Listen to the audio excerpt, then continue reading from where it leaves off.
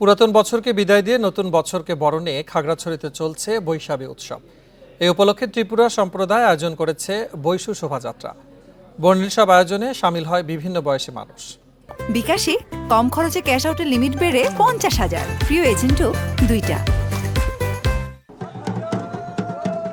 পুরাতন বছরকে বিদায় আর নতুন বছরকে বরণে ত্রিপুরাদের প্রধান সামাজিক উৎসব বৈশু। এ উপলক্ষে খাগড়াছড়িতে বের হয় বর্ণিল শোভাযাত্রা।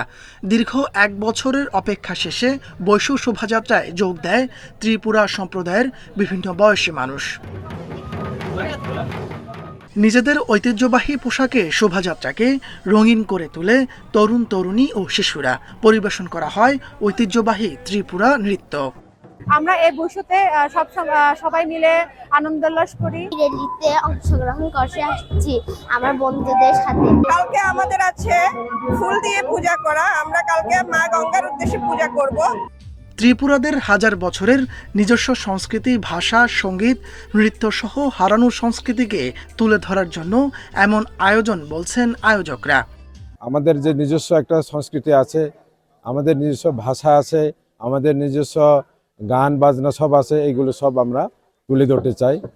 পাহাড়ে বিভিন্ন জাতিগোষ্ঠীর মধ্যে সম্প্রীতির বন্ধন আরও সুদৃঢ় হবে আশা পার্বত্য চট্টগ্রাম বিষয়ক প্রতিমন্ত্রীর।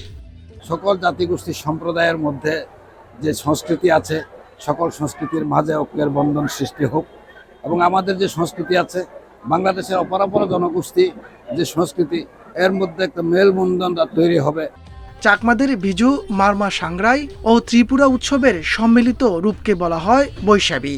এই উৎসব চলবে আগামী 15 এপ্রিল পর্যন্ত। Independent news.